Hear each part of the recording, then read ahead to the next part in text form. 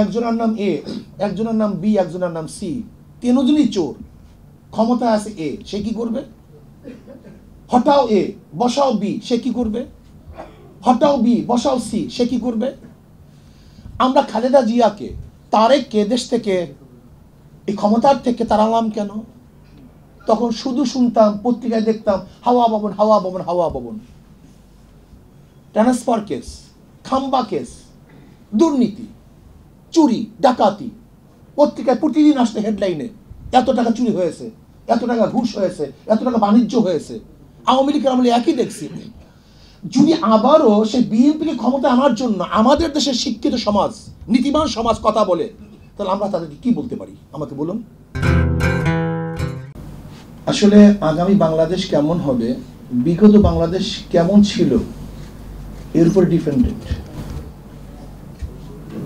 আমরা কেন আন্দোলন করেছিলাম ৭১-এ আমরা সবাই জানি, সাম্য, মানবিক মর্যাদা, সামাজিক ন্যায় বিচার প্রতিষ্ঠিত করার জন্য। কিন্তু হয়েছে? হয়নি। বিগত সরকারগুলি যারাই যখন সরকারে ছিল, এই জাতির আশা এবং আকাঙ্ক্ষাকে পূরণ করতে পারেনি। এর জন্য দেখবেন প্রত্যেক শাসক আসার পরই তাদের বিরুদ্ধে আন্দোলন, সমালোচনা শুরু হয়েছে। আবার আন্দোলন করেছি, সাকসেস হয়েছি, আবারও আন্দোলন, আবারও রক্তপাত, আবারও সংগ্রাম, আবারও অবরোধ। কতদিন করব? এর কারণটা কি? আসলে আমি দেখছি মূল কারণ সম্পর্কে আমরা অনেকেই আলোচনা করি না। ধরে নেন আগামী বাংলাদেশ কেমন হবে যদি আওয়ামী লীগের যুব সংগঠন এখানে বৈঠকটা করতো, এর চেয়ে খারাপ কথা একটা বলতো না। এখানে যে কথাগুলো নিয়ে আসছি এর চেয়ে হয়তো আরো ভালো ভালো কথা বলতো। আচ্ছা, কমিউনিস্টের কোনো যুব সংগঠন যদি এই গোল টেবিল বৈঠক করতো, সেখানে এরকম সুন্দর সুন্দর কথা আসতো। দেখেন, গণতন্ত্রের ব্যাপারে শেখ হাসিনার মুখে যতবার বক্তব্য শুনেছি, গণতন্ত্র রক্ষা করতে হবে, পুনরুদ্ধার করতে হবে, বাস্তবায়ন করতে হবে, এরকম বক্তব্য হয়তো বা অনেকের মুখে আমরা শুনিনি। একজন মানুষ যখন বক্তৃতা করে, সে চায় যে মানুষজন আকৃষ্ট হয়, ভালো কথা বলতে পারে। কিন্তু সবচেয়ে মূল প্রশ্ন কোথায়? আমাদের দেশে বড় সমস্যাটা কি? এই সমস্যা সম্পর্কে আমরা আসলে কেউ আলোচনা করি না। আমাদের দেশের সবচেয়ে বড় সমস্যা নীতি ও আদর্শ। নীতি ও আদর্শ সবচেয়ে বড় সমস্যা। আপনি পানি পান করবেন, শুধু কি পানি দেখবেন না পাত্রও দেখবেন? যদি আপনি পানি স্বচ্ছ কিন্তু পাত্র বিষযুক্ত, তাহলে আপনি কি স্বচ্ছ পানি পান করতে পারবেন? পানিরও প্রয়োজন, পাত্রেরও প্রয়োজন। আজকে যারা বাস্তবায়ন করবে আমাদের আইন কানুন, তাদের চরিত্রটা কি? এই যে সমকালের উদাহরণ দিছে আমাদের এক যুবক ভাই, গতদিন তাদের চরিত্র কি ছিল, আজকে তাদের চরিত্র কি? আপনি কি চিন্তা করতে পারছেন সুপ্রিম কোর্টের পুরা বেঞ্চ সরকার পরিবর্তন হওয়ার পরে যদি পরিবর্তন হয়ে যায়, সেই দেশটা কোথায়? যে ইউনিভার্সিটি সর্বোচ্চ বিদ্যাপীঠ, সেখানের ভিসি সহ যদি প্রফেসররা সেখান থেকে রিজাইন দিতে বাধ্য হয়, সেটা দেশটা কোথায়? আমাদের দেশে নীতি ও আদর্শ কোনো চর্চা হয় না, শুধু গবেষণা হয়। প্রয়োজন হল নীতি ও আদর্শ পরিবর্তন করা। যদি নীতি ও আদর্শ পরিবর্তন না করেন, তাহলে অবস্থাটা কেমন হবে? একজনের নাম এ, একজনের নাম বি, একজনের নাম সি, তিনজনই চোর, ক্ষমতায় আছে এ, সে কি করবে? হটাও এ বসাও বি, সে কি করবে? হটাও বি বসাও সি, সে কি করবে? আমরা খালেদা জিয়াকে তারেককে দেশ থেকে, এই ক্ষমতার থেকে তাড়ালাম কেন? তখন শুধু শুনতাম, পত্রিকায় দেখতাম হাওয়া ভবন, হাওয়া ভবন, হাওয়া ভবন, ট্রান্সফার কেস, খাম্বা কেস, দুর্নীতি, চুরি, ডাকাতি, পত্রিকায় প্রতিদিন আসতে হেডলাইনে এত টাকা চুরি হয়েছে, এত টাকা ঘুষ হয়েছে, এত টাকা বাণিজ্য হয়েছে। আওয়ামী লীগের আমলে একই দেখছি। যদি আবারও সেই বিএনপিকে ক্ষমতা আনার জন্য আমাদের দেশের শিক্ষিত সমাজ, নীতিমান সমাজ কথা বলে, তাহলে আমরা তাদেরকে কি বলতে পারি আমাকে বলুন। আমরা কি বলতে পারি? 5ই আগস্টের পরে যারা হত্যা করলো, গুম করলো, খুন করলো, চুরি করলো, ডাকাতি করলো, যারা চাঁদাবাজি শুরু করলো, তাদেরকে যদি আবার কোনো শিক্ষিত সমাজ, নীতিবান আদর্শবান মানুষ সাপোর্ট করে, তাকে আমি কি বলতে পারি আমাকে বলুন তো? আমি কি বলতে পারি? আমি বিশ্বাস করি আমাদের সবচেয়ে বড় অভাব হলো নীতি ও আদর্শের। চরিত্রবান মানুষ নেই, আদর্শবান মানুষ নেই। দেখবেন আমার এক ভাই বললেন, এ দেশটা বিভিন্ন আদর্শের মানুষের বসবাসের স্থান। কি বলি, মুসলমান, হিন্দু, খ্রিস্টান, বৌদ্ধ, কিন্তু তখন কিন্তু পার্সেন্টেজ হিসাব করি না। মুসলমান, হিন্দু, বৌদ্ধ, খ্রিস্টান বলার সময় সবাই সমান, কিন্তু কেউ কি চিন্তা করছি পার্সেন্টেজ আর কি? এই চিন্তা কার মধ্যে আসে নাই? এখানে বিশাল একটা শুভঙ্করের ফাঁকি। আমরা যখনই দেশকে করতে যাই তখন একই সাথে সবার নাম উল্লেখ করি, কিন্তু এখানে যে 92% মুসলমানদের দেশ, এই মুসলমানদের চিন্তাটা তখন মাথা থেকে চলে যায়। তখন সবাইকে নিয়ে দেশ গড়ার চিন্তা করি, আর যখনই দেশ গড়ার চিন্তা করি তখন 92% মুসলমানদের নীতি ও আদর্শ চরিত্রের খেলাফ সমস্ত সংবিধান করা, আইন রচনা করার চেষ্টা করি। যেমন ধরে নেন ট্রান্সজেন্ডার, এটিকে মুসলমানরা মানে, আমাদের উপর চাপিয়ে দেওয়া হয়েছে। এর জন্য আমি প্রধান উপদেষ্টার সাথে যখন সাক্ষাৎ করেছিলাম, আমি তাকে অনুরোধ করেছি পাশ্চাত্যদের কোন সংস্কৃতি যেন আমাদের উপর চাপিয়ে দেওয়া না হয়, চাপিয়ে দেওয়া না হয়। আজকে কোন খাতের কথা বলবেন, কোন সেকশনের কথা বলবেন, সব জায়গায় তো দুর্নীতি, সবাই তো দুর্নীতিবাজ।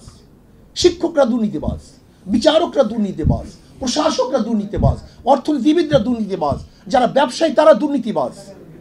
আপনি কোন জায়গায় ঔষধ লাগাবেন আমাকে বলুন তো, ঔষধটা দিবেন কোন জায়গায়? আজকে আমাদের গভর্নর, বর্তমান গভর্নর বললেন গোটা দুনিয়ার মধ্যে ব্যাংক লুটপাট করার এই ইতিহাস আর কেউ কোনোদিন দেখেনি।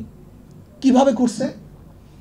আমি সেদিন শুনলাম এক ব্যাংকের ডাইরেক্টর থেকে যে সালন কোম্পানি এক ব্যাংকের থেকে 200 কোটি টাকা ঋণ নিয়েছে, আর এক ব্যাংকে দিছে, সেখান থেকে 500 কোটি টাকা ঋণ নিয়েছে। মানি গেম, সরকারের সামনে সবাই দেখছে, কেউ কিছু বলে নাই, কোনো সাংবাদিক বলে নাই, কেউ কোনো কথা বলে নাই। সবাই ক্ষমতার পাগল, নীতি আদর্শ পাগল কেউ না।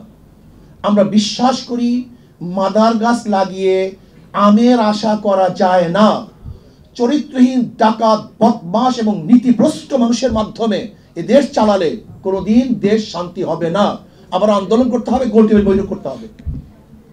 স্পষ্ট কথা। আপনি ভাবতেছেন যে হিন্দুদের কি হবে ইসলাম আসলে? এখানে বিশাল একটা দর্শনের ভুল। হিন্দুরা চায় কি শান্তি, মুক্তি, তাদের অধিকার। যদি ইসলাম তাদের মুক্তি, তাদের অধিকার দিতে পারে, তাহলে ইসলাম নিয়ে আপনার ফুবিয়া কেন?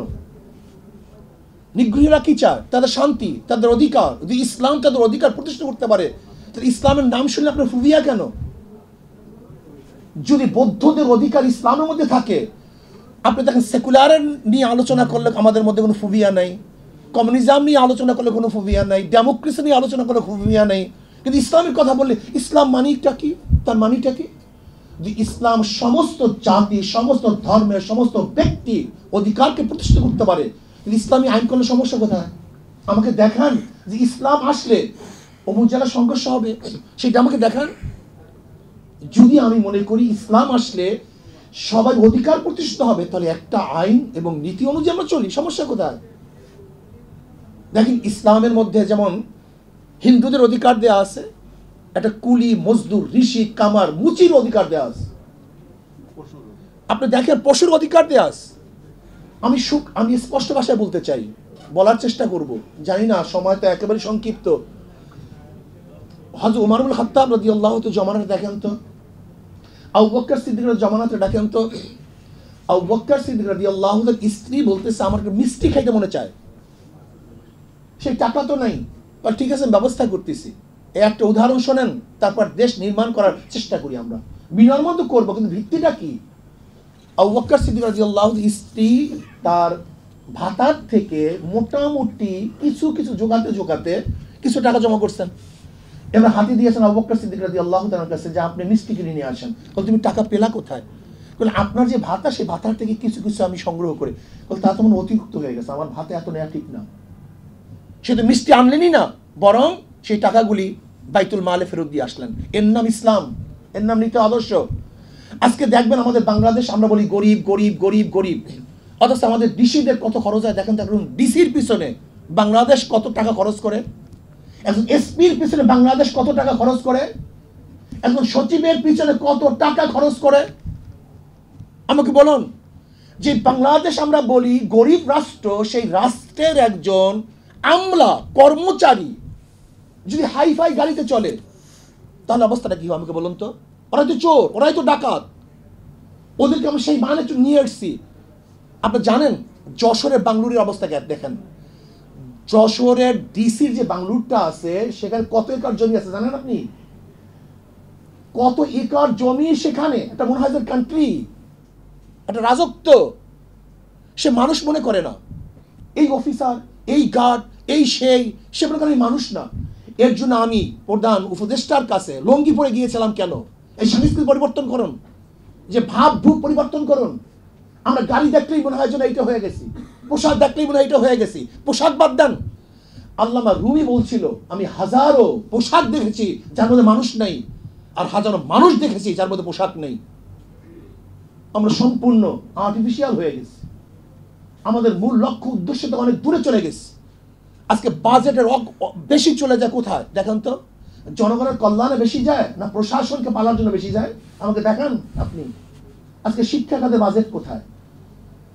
আজকে চিকিৎসা খাতের বাজেট কোথায়? আজকে অন্ন বস্ত্র বাসস্থানের বাজেট কোথায়? আর দেখেন আর্মিদের বাজেট কত, দেখুন আজকে প্রশাসনের বাজেট কত, চুরি কত, ডাকাতি কত। এগুলি পরিবর্তন করতে হবে। মনে করতে হয় প্রত্যেকটা প্রশাসনের লোক এদেশের কর্মচারী, তারা চাকুরিজীবী। চাকুর মানে চাকুরগিরি করে যে জীবিকা নির্বাহ করে তার নাম চাকরিজীবী।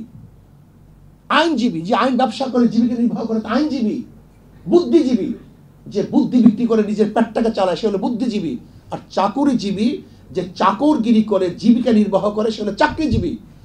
কাজে আমরা জনগণ মালিক, সমস্ত রাষ্ট্রের যারা কর্মচারী তারা আমাদের গোলাম, আমাদের অধীনস্থ, আমাদের চাকর। কিন্তু তাদের ভাব দিয়েছে কি এখন জনগণ হয়ে গেছে গোলাম, আর যারা আমাদের কর্মচারী তারা হয়ে গেছে মালিক।